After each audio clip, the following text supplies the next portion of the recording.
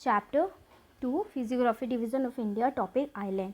ठीक है, तो so far we have seen a lots of physiographic division of India about the Himalayan plain, northern hill plain, western ghat, eastern ghat, desertic area, coastal area. Now we will see the island, and we know that island is one of the beautiest features of a physiographic of India.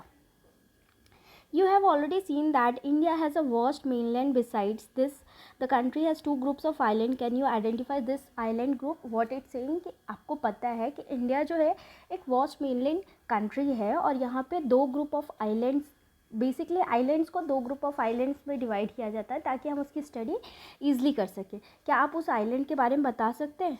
ठीक है, तो हम देखेंगे locate the Lakshadweep island group lying close to the Malabar coast of Kerala. ठीक है, बोल रहा है कि जो मलबार कोस्ट है केरल के पास, वहाँ पे जितने भी आइलैंड्स हैं उनको आप लक्षद्वीप आइलैंड्स ग्रुप के अंडर ला दो।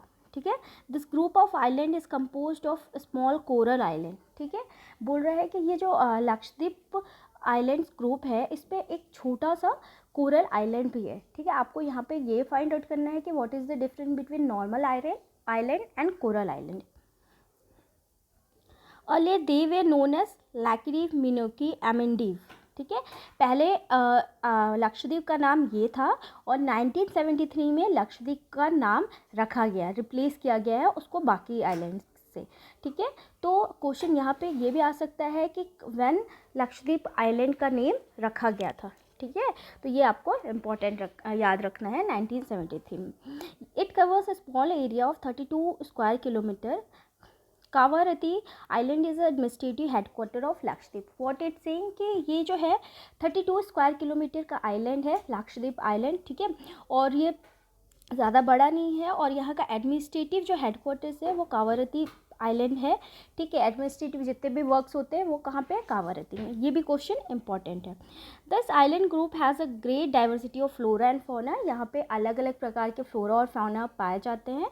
ठीक है, the Pitti island which is uninhabited has a bird sanctuary. What it's saying कि जो पिटी आइलैंड्स है जहाँ पे लोग ज़्यादा नहीं रहते हैं वो क्या बोलते हैं, वहाँ पे बहुत प्यारा सा बर्ड सेंचुरी है। Now you see the elongated chains of island located in the Bay of Bengal extending from north to south. Okay, अब दूसरा कौन सा ग्रुप ऑफ आइलैंड होगा, बे ऑफ बंगाल होगा। ठीक है, बेसिकली यहाँ पे दो आइलैंड्स होते हैं, अंडमान एंड निकोबार आइलैंड, और इनकी जो साइज़ होती है वो बहुत ज़्यादा बड़ी होती है, न्यूमरस स्कैटर्ड फॉर्म में होते हैं as compare to Lakshadweep island. तो यहाँ पे क्वेश्चन ये भी पूछ सकता है कि now tell me the difference between Lakshadweep and Bay of Bengal. तो आप ये मेजर डिफरेंस बता सकते हैं। ठीक है, the entire group of island is divided into two broad categories, the Andaman Nicobar in north and the Nicobar in south. ठीक है, it is believe that this islands are elevated portion of submarine mainland. What it say कि जो ये बे of Bengal है इसको basically हम दो form में डिवाइड कर सकते हैं। ठीक है, कौन सा, नॉर्थ में अंडमान, ठीक है, एंड आइलैंड, एंड साउथ में Nicobar island.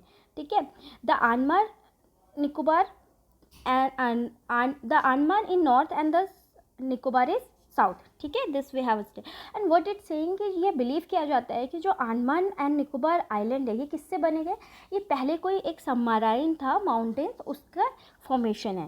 This island groups are great strategic importance for the country. Okay, ये अंडमान निकोबार है ये बहुत से ज़्यादा हमारी कंट्री के लिए इंपॉर्टेंट रोल प्ले करते हैं। यहाँ पे भी जो फ्लोरा एंड फौना है वो बहुत ज़्यादा डाइवर्स में पाई जाती है। ये आइलैंड जो है वो इक्वेटर के बहुत ही ज़्यादा क्लोज में पाया जाता है। ठीक है, एंड अगर कोई भी चीज़ इक्वेटर के पास है तो वहाँ का क्लाइमेट कैसा होता है, इक्वेटोरियल क्लाइमेट होता है। ठीक है, तो ये क्वेश्चन यहाँ पे आ सकता है इन आपको 1-2 मार्क्स का आपके एग्जाम में कि why Andaman Nicobar island have the equatorial climate. तो आप रीज़न लिख सकते हो because it lies near to the equator. ठीक है, do you know India's only active volcano is found on the Barren Island in Andaman and Nicobar group of island. What it saying कि India में का एक ही एक्टिव वोल्केनिक है। ठीक है, जो कि बैरन आइलैंड, अंडमान निकोबार आइलैंड में ग्रुप ऑफ आइलैंड्स में पाया जाता है। ठीक है, ये क्वेश्चन आ सकता है कि name the active volcano lies in India and where in which island it is lies, group of island, तो अंडमान निकोबार और Barren land. A detail account of different physiographic units highlights the unique features of each region. ठीक है, बोला जाता है कि हमने जितना भी फिजियोग्राफिक डिवीज़न के बारे में पढ़ा है वो अभी हम यहाँ से देख सकते हैं कि उसकी इम्पोर्टेंट अलग अलग है, सबकी इम्पोर्टेंट अलग अलग है।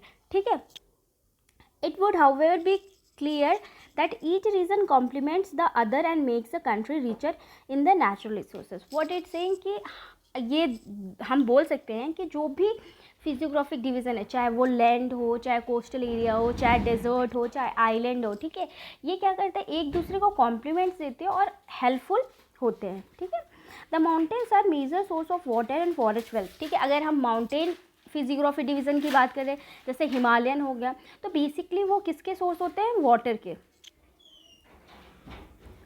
Northern plains are the greeneries of the country. ठीक है, नदर्न प्लेन्स में बहुत ज़्यादा ग्रीनरीज पाई जाती है। They provide the base for early civilisation.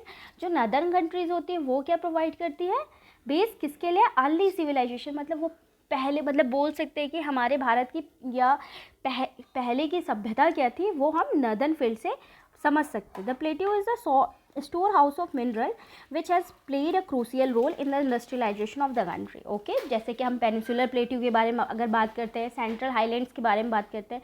ठीक है, तो जो पेनिसुलर प्लेट्यू है वहाँ पे बहुत ज़्यादा क्या पाया जाता है, मिनरल पाया जाता है। ठीक है, और अगर किसी प्लेस पे बहुत ज़्यादा मिनरल पाया जाता है तो ऑब्वियसली वहाँ पे इंडस्ट्रियलाइजेशन के लिए वो एरिया क्या होगा, हेल्पफुल होगा। The coastal region and island groups provide sites for fishing, port and activities. अब देखो यहाँ पे हमने माउंटेन की बात कर ली, ठीक है, नॉर्मल प्लेट्यू की बात कर ली, जो प्लेन प्लेट्यू की बात कर ली, और जो कोस्टल एरिया का क्या इंपॉर्टेंट है, कोस्टल एरिया तो हमारे लिए बहुत बेनिफिट होता है, दो चीज़ के लिए मिली, एक तो फिशिंग एक्टिविटीज़ के लिए, ठीक है, और सेकेंड एक्सपोर्ट और इम्पोर्ट के लिए शिप क्या होती है, हमें ज़्यादा कॉस्टली नहीं पड़ती है।